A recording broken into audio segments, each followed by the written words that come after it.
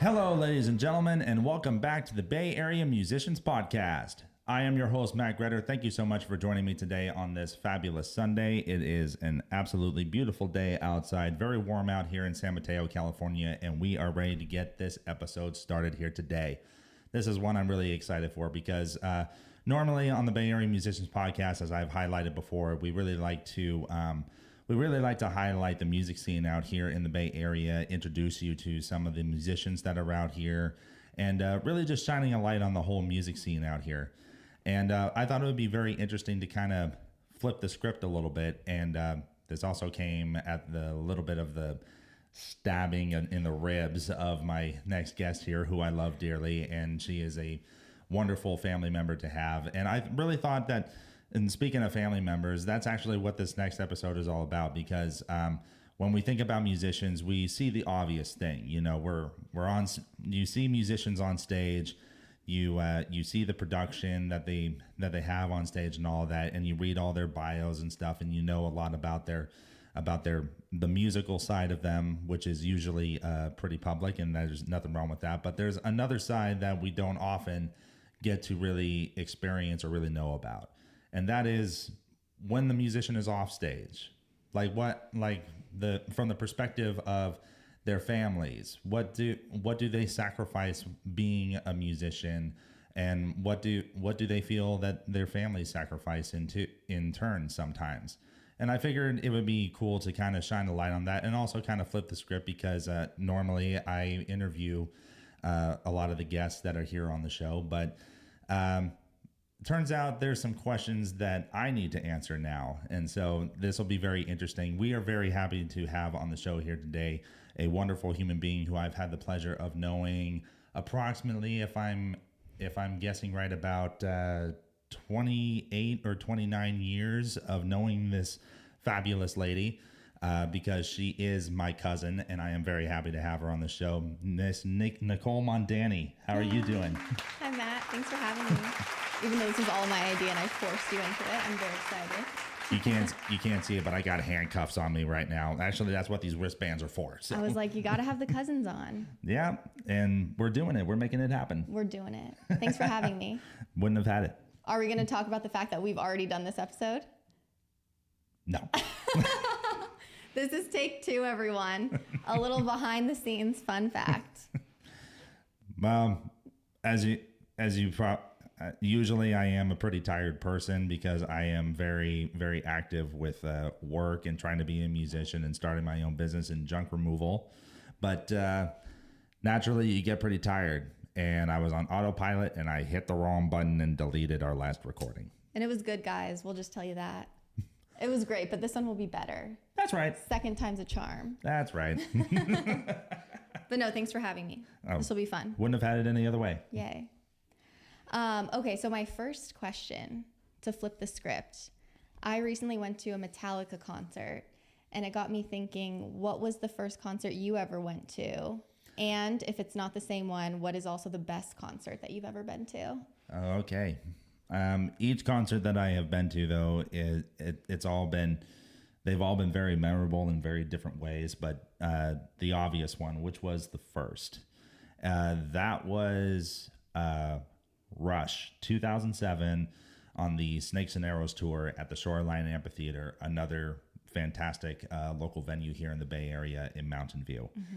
And that was actually an early 14th birthday present from my dad. Because I got interested in music at 10 years old, and I was absolutely obsessed with Rush, and especially being a drummer, what drummer is not obsessed with Rush in one way or another, right? So not a very good drummer. But anyway, so I was obsessed with them, and I found out that they were coming into town, and I really wanted to go. And I told my dad about it, and he's like, "All right, well, consider this an early birthday present. I'm gonna take you to see him." And so shout out to Uncle Gary. Yep, and then to really see, like, even though I was on the outside looking in, the whole perspective of seeing what my dream was that somebody else was living, to see what it could look like, and not to mention it was my favorite band up there. It's like, this is heaven right now. This is heaven. And that just further solidified what I wanted to do, which was to play drums for the rest of my life. So that was the first one, and that was definitely the most memorable in terms of, obviously, because it was the first one. Most memorable concert overall, or like your favorite, like if you could go back and relive one. If I had to relive one, I think the only thing that I would do differently about this was there was a lot of things going on that allowed my lovely wife Brianna to not be able to join me for that concert, but I would love to have her there for that show if I could relive it. But this guy, what a good answer. But that's the only thing different. But the Rush's R40 tour, which celebrated their 40th anniversary when they came to San Jose at for all the hockey fans out there, the Shark Tank. That's where they played. That was memorable most memorable in the sense where, of course, is my favorite band again, and also too, as much as I would have loved Brianna being there, this was supposed to be like the last tour for Rush, and to have almost like an intimate experience, just myself and my favorite band. That was an experience too. That was awesome. But their stage production and how they did it, when they first started the show, it was present day Rush. You know, you got the giant amplifier stacks, and Geddy had his like very weird like time machine type stuff on the side of the stage and all that. But then periodically, like after every 2 or maybe 3 songs, the stage crew would come on while the band is still playing, and they would incrementally tear down the stage, like strip it down to like different eras of Rush. So like they started out with the whole R40 thing, and then the stage crew tore it down a little bit where some of the amplifiers went away, but then you see, particularly behind Geddy, it went to the washer and dryers that were actually turned into amplifiers. That's sick. For like the early 2000s Rush. And then after a period of that, then the stage crew came on again, stripped it back a little bit more to where it was 90s Rush. And they kept doing that throughout the show up until the point where at the very end, the encore, it was stripped down to what a band would have looked like back in high school, where the amplifiers are literally set up on like bench chairs, and the stage actually looked like they were in like a high school gymnasium. So that was really cool. It was like a reverse chronological order storytelling. I actually love that. It sounds like, not to bring up Taylor Swift, but the Taylor Swift eras. Like going through all their chronological albums and eras, but in reverse order, and then stripping them down to just a simple band on a stage. Yeah, pretty much. That's cool. Yeah, and I think a lot of you may have heard about this through social media, and I was completely blown away because I found news of this the day after we tried our first recording. Rush is going back on tour. What? The 50-something tour. No way. Are you gonna go? Where there's a lot of talk about the prices for that, so I'm really? not exactly sure that's going to be doable. Yeah. But I'm sure they're gonna be really expensive. If this might be their last ever, they'll probably make a killing off this. Well, yeah, and that's part of the problem. Right. A lot of fans are not really happy with that right now. But they did find an amazing drummer to take the place of the late great neo-Puritan Annika Niles. I've seen a couple of videos of her play, and she is absolutely phenomenal. Much more technically proficient than I could ever be. Oh, so that's awesome. She is the perfect choice for Rush. We love a female band member. Any band member, doesn't have to be male or female. Just any band member that suits the music the best, and especially coming into a very much impossible role. Yeah, that's true. Big shoes to fill. Yeah, it doesn't matter. It doesn't matter if Annika was male or female. Mm-hmm. Just somebody who Getty and Alex believe could do it. Mm-hmm. That in itself says a lot. Yeah. No, good for her. That'll be cool. Yeah. Well, I hope you get to go. Well, hopefully so. Like and subscribe. We got to get Matt to this show. And Brianna too, if that could happen. Yeah, that would be awesome. But that was definitely the most memorable in terms of being an intimate experience with my favorite band and the whole reverse storytelling. Yeah, that's a cool stage presence idea. Oh yeah, absolutely. Okay, so you said you were about 10 or 14 at the time. Yeah. When you went to this Rush show, the first one. First one, I was 14. Okay, so you're 14 and you were like, this is what I want to do, or you saw this on stage at Shoreline, you're like, this is it for me. What made you want to start drumming? Well, that was actually even before that. Okay. That was when I was 10 years old. Mm-hmm.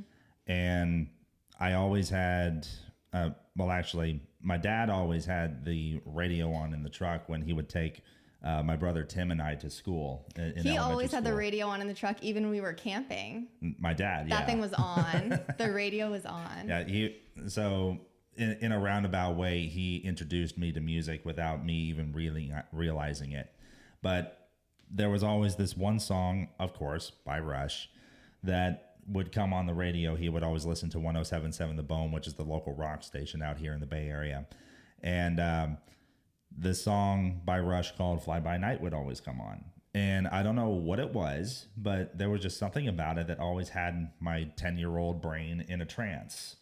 And particularly when we're in the car driving and the title sequence, like Fly By Night, and watching everything fly by the window as we're driving, there was just something about that really had me in a trance. And I would always be waiting with bated breath for that song to come on again. It's like, is it going to come on again? Is it going to come on again? Is it going to come on again? And then like 2 weeks later, it finally would.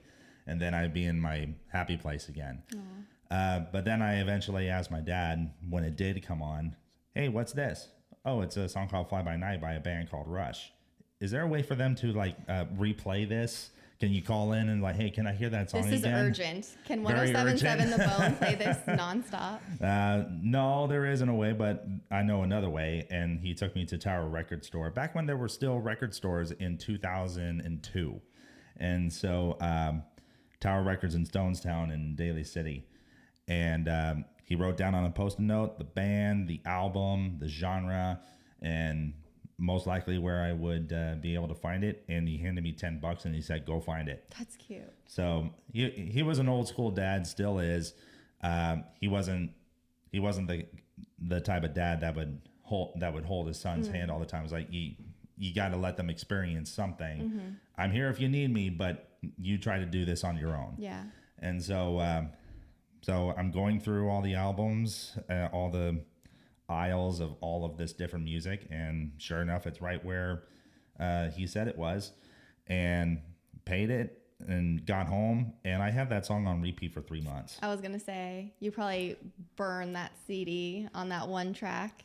One teeny tiny little strip of rainbow on that one CD. I burned that out. If that's the Matt I know and love, you listen to that song nonstop. I still do. Yeah. But that's cute. But even at that point, even listening to that song for 3 months straight, I did not know what the drums were. Oh, interesting. I did not know. But 3 months after, I consider this the second lightning bolt of inspiration, which something possessed me to finally open up the pamphlet inside the CD, where you normally see like the all the song titles, the lyrics, publishing credits, and all of that stuff, right? And a couple of pictures too. Yeah. And I finally get to the middle, and it's a band photo of all the members: Geddy Lee on bass, Alex on guitar, and then finally I see Neil Peart dead in the middle of the picture behind the drum kit. And it was no less than a second later of seeing that part of that picture, just him behind that drum kit. That's it. Aw. And that was, I think, 23 years ago. That's wild. So that's what started the whole drums. You just knew. I just knew. Yeah. But in real life, were there any adults in your life or like teachers growing up that gave you an outlet that you felt like, oh, I could do this? Or was it more bands that you looked up to and loved that made you want to do this? I think at that time it was really bands that I admired that really made me want to do this, and helped me at least believe that I could do it. And then, I'm primarily self-taught. So I remember that you taught yourself how to play drums. Yeah, I would just listen to a song or any of my favorite bands, and I would just try to mimic what I thought I heard. And even before I had a drum kit, I would have, when I finally started branching out and actually listened to the entire Greatest Hits album of Rush, which was the first album I got, which is what Fly By Night was on. I would have that in the stereo in my bedroom, and even before I had a drum kit, I would just sit on the corner of my bed and envision the picture of that drum kit that Neil was behind, just envisioning that in front of me, like actually taking it in my mind, flipping it around. Now I'm Neil, and I just try to mimic what the drums were doing, and just eventually taught myself how to do it. Yeah, it's amazing. And then eventually when in school, because I had to wait until junior high school to get involved with any kind of a music program, because the elementary school I went to didn't have it. They didn't have a music program or no drums? No music program at all. Interesting. But I guess too, like I'm trying to remember elementary school, middle school, high school, they don't really have a drum section. It was more like flutes and wind instruments. Well, it depends on the type of band programs that they have. I guess that's true. Within the program. So, for example, which is what I got involved in when I got to Parkside in junior high school. Shout out to Parkside. Yes, go Panthers. They did not have like a jazz band type program where it would actually be like a drum set actually playing, which is what I really wanted to do. But I got involved with it was called the Beginning Concert Band. And it's very much like the setup that you were just describing. There's flutes, there's clarinets, trombones, and some violin in there. But the drums, it's a giant percussion line. So one person is dedicated to one instrument. I could be playing a snare drum, but another kid is playing bass drum, another kid's playing xylophone, another one is xylophone. Another one's playing timpani and all that type of stuff. So I've never heard of these things. So all different percussion instruments that come from the concert background, and that was good training to at least get actually playing a set of drums, or any drums for that matter, because there was no drum kit in junior high. But when I got to high school, Cappuccino Mustang, San Bruno. Shout out. They had a jazz program, and that had a drum kit in it. And and for that reason only is the only reason why I went with the jazz program. They have a drum set. And so I want to play a set. Yeah. And so you're like, can we do Fly By Night? I wished we could have, but no. But all of that was, even the teachers were great, and they gave me a lot of instruction in terms of how to practically apply some things that I never would have thought of playing before. Despite that, I still for the most part consider myself self-taught. Yeah, totally. Okay, so then that takes us through high school, and then I wanted to ask about All Roads. What was like your big takeaway from All Roads, or what did you learn from your time on All Roads? Tell the people. All Roads, that was the first rock band that I ever got involved in, and actually that started, I think, a couple of weeks or so after I first met my wife, and so that was in early 2014, I want to say, if not. Obviously, I know when I met my wife. I know that. But this is a question of All Roads. but All Roads particularly, it was either extremely late 2013 or January of 2014. And that was a really fun experience, because not only did I get to actually be in a band that played music that I identified with, which was rock music, but I also got really good insight about general songwriting, even though I don't consider myself a songwriter, but just by doing that and going through that whole process, it gave me at least recognize like, hey, maybe this little part here on the drums, I can do that. Maybe could accent this part of the song a little bit better if I do it this way and stuff like that. I'm a little more of a co-writer than I am like a sole songwriter, you know what I mean? So I'm more of a collaborator in that sense, but it did give me a lot of insight about how to generally write songs, or at the very least, how to contribute the drums to the songwriting process. Yeah. And the biggest takeaway,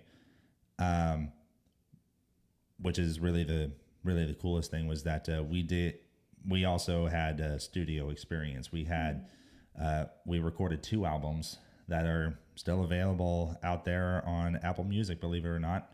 They're still out there. And one of the songs that we did on the second one, which was called Atom Bomb, we sent it in to an agency in Los Angeles called Academia.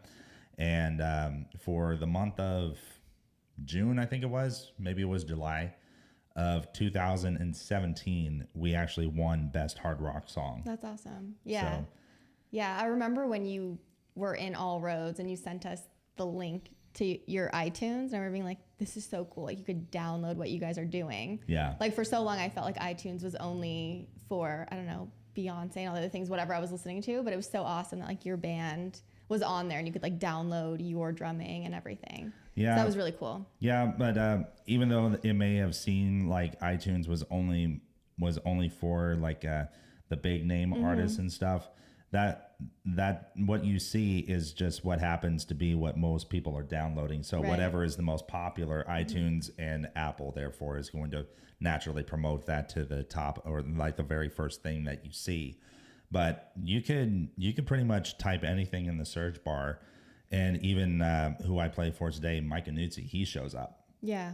So I do feel like iTunes is really popular, and then maybe around 2017, 2018, SoundCloud really became popular. And I remember on that platform, it really felt like there were more smaller local artists that would pop up more frequently than iTunes. But yeah, now I think it's a lot more of an equal opportunity platform, and we have Spotify, everything. But yes, All Roads was really cool to hear you guys on iTunes. Yeah, and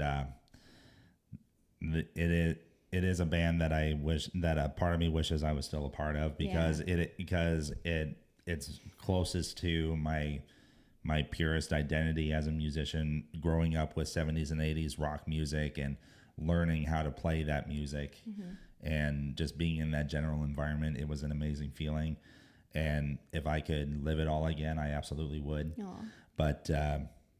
But things happen for a reason, and nothing bad happened between anybody or anything. It was just time for a different direction. Yeah. No, that makes sense. I guess you were saying closer to your truest identity as an artist. If you weren't doing rock, country-ish music, is there a genre that you would be interested in drumming for? I would say probably the closest that I could think of, especially the closest one I can think of relating to rock, would probably be more straight ahead pop. Oh, interesting. I did not expect you to say that. Well, particularly as a drummer, I know I may be diving into a little bit of technical stuff here, but particularly the grooves of a lot of pop music is a lot of straight ahead stuff. And there's just something about a simple groove like that a lot of people really that they really relate to, and it not only is it easy to play, but it's also fun to play. Yeah. And so I would probably say not hip hop, but pop. No, that's fun. I didn't expect you to say that. I don't know what I expected you to say, but that would be awesome. Like, pop music is fun. It's upbeat. I could see like drums leading well to that sort of genre. Oh yeah, for like sure. You weren't going to say jazz. No. Like that wouldn't make a ton of sense. Well, it wouldn't make sense in a way because I never really studied jazz. Yeah. At least the jazz music that a lot of people know to be jazz. In the jazz program in high school, that was like pure basic swing, very simple arrangements, and whereas jazz music the way that I know it, it's very free flowing, and there's no like real structure and stuff, which for me makes it really hard to maintain like where we are or where to exactly take or change the beats throughout the song in order to transition very well. And I just never really got into it. Yeah, that's fair. But yeah, that's pretty much that. Yeah. How do you feel like, bringing it back to family, since this is the Cousin Corner episode, how do you feel like family informed or disinformed or affected in any way, like your want to become a musician? Like, obviously, I don't know of any musicians in our family, really. Sorry if there are any. None are coming to mind. I want to say I'm the first one. Yeah, that like in recent memory, like the last few generations. Yeah. But do you feel like there's no musicians in our family? Like, how has family played a role in your like musical career? That's a very good question. Well, definitely all of my family has been, including yourself, you all have been incredibly supportive. Even though there were times, particularly from my parents, that I kind of doubted that they did, based on how they may have expressed certain feelings about certain things. But that was all just in the heat of the moment. But I know everybody has been incredibly supportive, and that's really the. I think the only thing that I can really think of to say is that that's really one of the big backbones that really keeps me going in it. Aw. Yeah, no, we love going to your shows. I guess going back to what you're saying about your parents, I'm sure when like a child says that they want to pursue something in the arts, any sort of career, like musical or otherwise, like that probably is a moment for a parent to be like, oh God, what are they getting into? Or like a career of maybe like disappointment or like financial hardship. Well, because nothing in the arts, particularly, nothing is guaranteed. Because you go to any regular job out there, you work for them for 30 years, you know, you got guaranteed pension and usually retirement benefits and all of that stuff, which is usually guaranteed by law. And so it's a more safer route to take, especially when it comes to financials. Right. But and yeah, in music, nothing's guaranteed. Yeah. And so I can understand why it would be scary, especially for parents. Yeah, I'm sure. But they also know that, and knew at the time, and they still know that music is something that really keeps me going, and they realize that they believe as much as I do that it's my purpose for being here on earth in the first place by the grace of God Himself, and they respect that. Yeah. And that in itself is more than any musician could ever ask for. Is even though maybe some family members, not necessarily mine, but just in general, may disagree with some career paths. But the most important thing I feel is that if you at least respect what that person wants to do with their lives, no matter what it is, at least respect it and show that you care about them as a family member more than anything else, that in itself will carry everybody through. Yeah, no, that's good advice. Like, support them while they pursue this endeavor. Yeah, and especially when they find their niche at a very young age. If your child or cousin or brother or sister, whoever it is, if they find something that they really feel like they really want to do with their lives at a very early age, you have to support them in that, because chances are if they discover it at an early age, they may not find something else. And like, I feel like a lot of people don't find that. Like, a lot of people do go into the workforce and don't necessarily pursue hobbies outside of it. So I think it's cool that in addition to working a regular job, you also have a hobby that keeps you going outside of that. A hobby? This is not as a hobby? It's a lifestyle. Okay. Okay, let that be known to you that any musician out there, it is not a hobby. I stand corrected. Lifestyle. It's a lifestyle, and when you're at the point that that I'm at, it is a second career Do you feel like it's your first career? because I identify him as a musician first. Yes. Yeah. It's not first in terms of income yet, but there's been a lot of great stepping stones towards that, particularly this year. Yeah. But it's still not first in terms of income. Yeah. But it'll always be first. Like if somebody were to come up and say, "Hey, who are you?" I'm a musician. Yeah. I feel that. So Okay, not hobby, lifestyle. yes, Writing this down for future. thank you. Okay, so if you weren't drumming outside of work, Okay. what do you think you would be doing? If you never found drumming, what do you think you would be doing? And also considering outside work, meaning what I'm doing now for my day job. Correct, yeah. Like if drumming never entered your life. Good question. Well, I am a fan of like classic cars and racing in general. So I could so see that for you. at least as far as like a hobby is concerned, like I'm doing it right now where I collect die-cast model race cars. I've got most of Dale Earnhardt's cars, Dale Earnhardt Jr., Richard Petty's, and I'm also going to be getting into like the NHRA, like John Force, Jack Beckman, those types of die-cast cars, be collecting those. And also too, like particularly I'm a Chevrolet fan. So like if I had the opportunity, I saw his garage. There's a lot of Chevy merch. Chevy through and through. Sorry Ford, sorry Dodge, but I would think maybe something related to cars in that way, or motorcycles too, because I ride a motorcycle, so almost anything with wheels. Yeah. Whether it's a drum circle or a wheel, anything circular. Yes, pretty much. Okay, but back to drumming, the lifestyle drumming.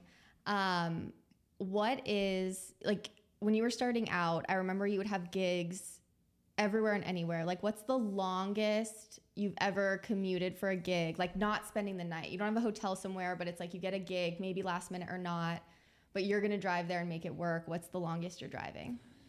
Okay. I'm kind of scared. Why would you be scared? God, I just feel like you drove so long for some of these. It was a little out of hand. Driving a long way, but not spending the night. No hotel room. Like maybe you crash, but like you're just going there for a gig and coming right back. Like you're hauling in your truck to make this gig. Okay. There's been quite a few. It's kind of hard to narrow down.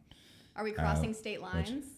Well, I have crossed state lines, but that was for like a 4-day long tour.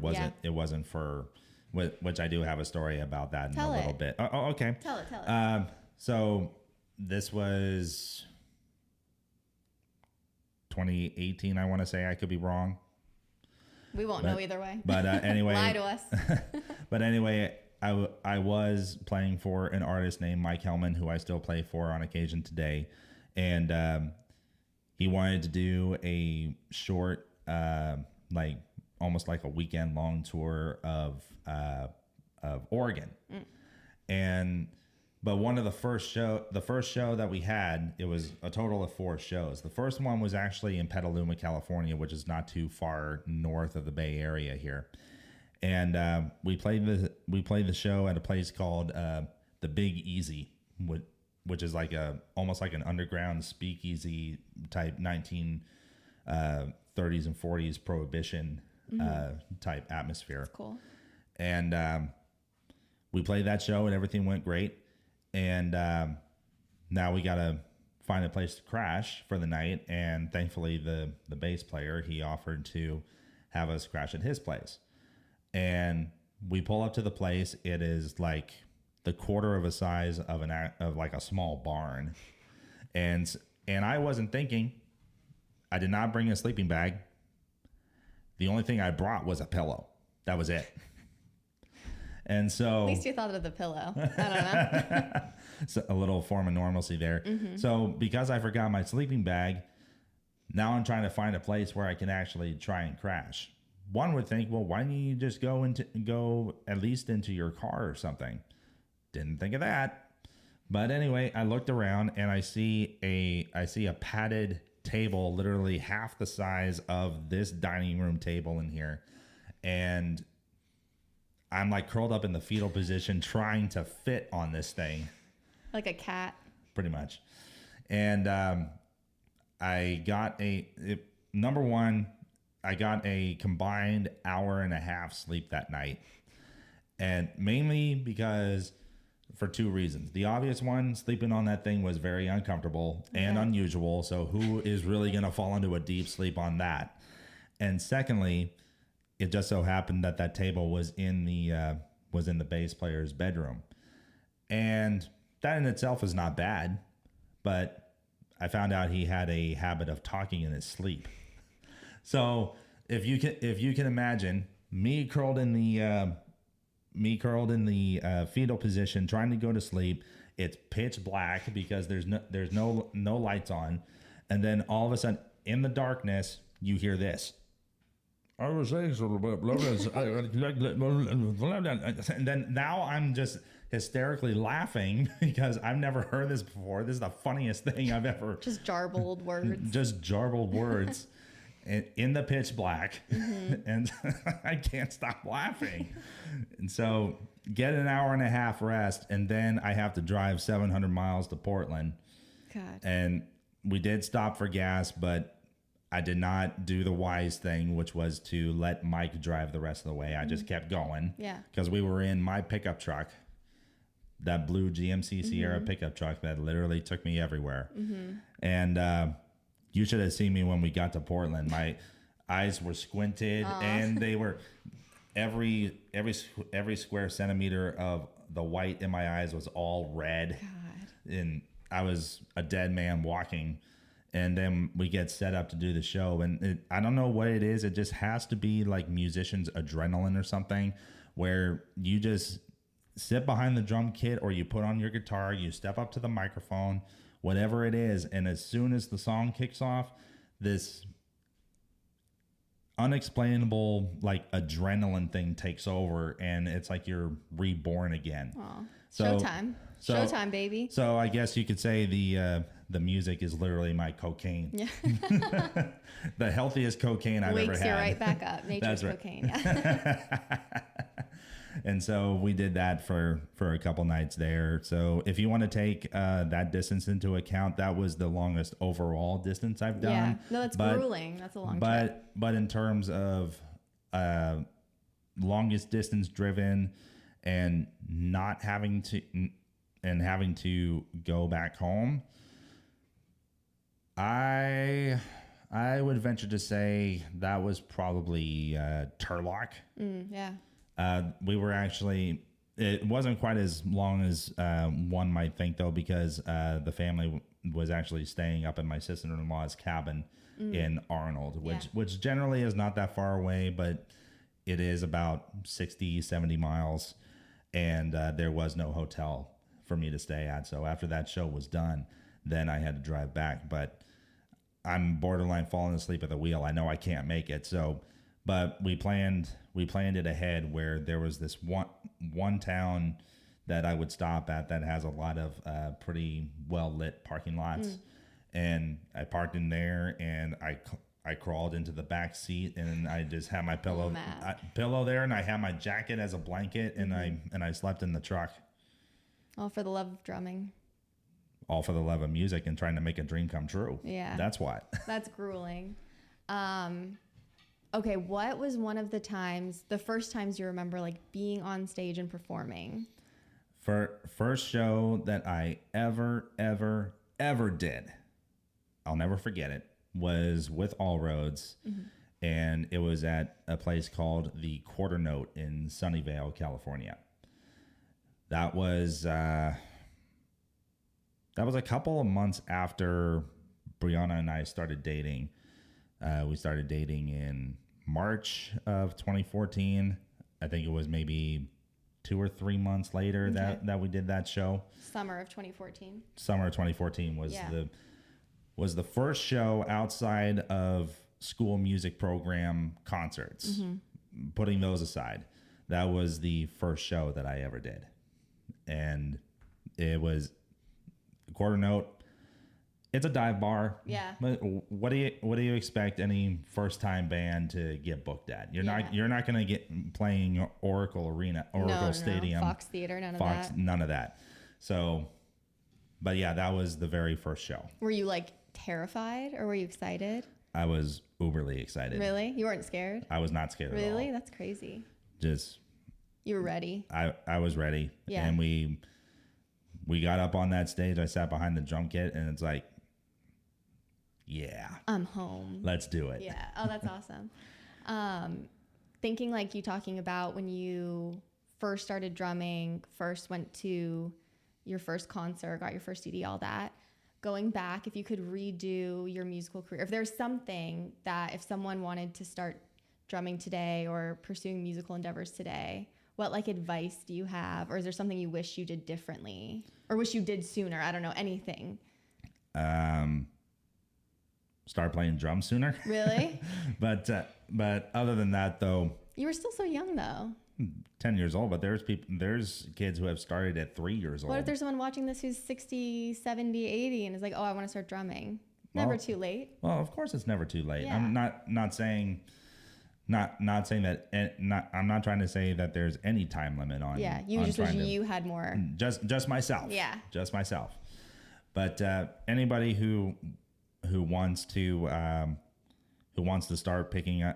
pick up a pair of drumsticks for the first time, or even just who wants to start learning an instrument and all that stuff, just going by my experience, I would say just listen to your favorite music, and particularly for any of the musicians out there who are not drummers per se, maybe if you can just start out, there's a lot of internet programs out there that offer like what they call tablatures, which are more stripped down versions of an actual composition of music. So you can download those, and it'll actually have the structure of the song, the lyrics, and also the chords or notes that need to be played. And they'll also outline like, hey, this is what this chord looks like on a guitar, or what this one looks like. And really just play along to your favorite music. And because that's exactly what I did, and I tried to mimic what I heard, and really just have fun with it, and also be persistent. If you're really serious about getting into music and wanting to not necessarily be like a hobby musician, if you want to get out there and actually perform, you just got to be persistent with it, and eventually the right people and the right circumstances will come your way. You just got to be persistent. Yeah, that's good advice. What's the like Bay Area musician scene like? Like, is everyone pretty supportive? What's like the age demographics? I'm still diving into the to the very specifics of it all, but I can safely say though we're definitely not a Nashville, LA, or New York type music scene. But there's a lot of history out here with where music came from, especially as far as I can date back to, which was particularly the 80s, even though I wasn't alive at that time. But the music scene was, I think it tends to be more of a grittier atmosphere out here in terms of like the local music scene. There's a lot of like hard rock / heavy metal bands that are out here in this area. Like one reference that I remember is Metallica. When they first started, they were actually in Los Angeles. They're local though, aren't they? I think I want to say their drummer is from here. I could be wrong. Don't quote me. But the story is that because the drummer Lars, he was born in Denmark, and then the family moved to Los Angeles. Okay. I think James, lead singer James Hetfield, he's a native of Los Angeles. Okay. And so anyway, the band started down there, and while they were putting everything together, there was a local band from the Bay Area that was playing in Los Angeles, and they went to go check out this band, and the bass player in that band, they were looking for a bass player at that time, and Cliff Burton was playing bass in this one band, and they're like, we got to get this guy in our band. And Cliff was very interested in joining Metallica, but the problem was he lived in San Francisco, and he said, I like you guys, and I really want to be with you, but you're going to have to move up to San Francisco with me. And that's what Metallica did. That's crazy. That's been good. They followed Cliff. Wow. And so compared to what LA was back in the 80s particularly, which was a lot of glam rock, hair bands is what they called it, where everybody imagine everybody in the band having your beautiful blonde hair, all guys sweating it out there, headbands like Guns N' Roses was back in the 80s and all that stuff. They called them hair bands. Interesting. And they're just headbanging. Well, headbanging, but also they're all dolled up at the same time. Got it. Okay. Like wearing spandex and all this so other much stuff. Spandex in that era. Yes, there were. I understand. Okay. And but whereas San Francisco, particularly at that time before Silicon Valley was ever even a thought, it was more blue collar at the time. And so instead of a music scene where it's like martinis with olives in them, San Francisco was just straight up beer can. It was more blue collar, grittier, grungier. A lot of young kids just wanting to blue collar guys just wanting to let loose on the weekends and just let all of their work week frustrations out with a beer can and just heavy music. Yeah. So I think a lot of that still carries through to today, particularly in San Francisco. It is a little bit more of a grittier atmosphere, even though there's still a lot of genres that are being played out here. Country, classic rock, jazz, bluegrass is actually pretty big out here, especially when you get out to the coastal regions like Half Moon Bay. I mean, San Francisco has that whole bluegrass festival. That makes sense that there's kind of a pull of that genre here. Yeah, we got a whole bunch of music genres out here, just like LA does, just like Nashville does, just like New York does. But there's just not as much of a spotlight on it as I think there should be, which is the part of the reason why that the Bay Area Musicians Podcast was started in the first place, was just to shine a light on the music scene out here. Oh, that was one of my questions. That's good. I was wondering why you started the podcast. I take it I'm not your target guest since I have no musical experience, but is that your goal, like to have more up and coming musicians on to like share their stories? And not just up and comers. It can very well can be professional musicians. Like I've had Micah Nuzzi on the show. I've had Sophia Claire, who I play with, and I also had our worship leader, who we actually just met at the restaurant earlier today, Brandon Passion. True, yeah. He's a professional musician. He also married you and Brianna. Yeah. Yes, he did. Thank you so much, Brandon.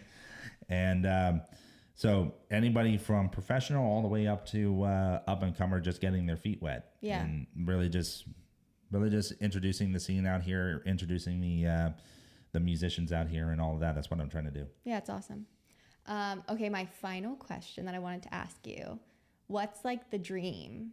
Like if anything musically that could come your way that you could achieve, that would be your all-time coolest thing to ever have happen, what would it be?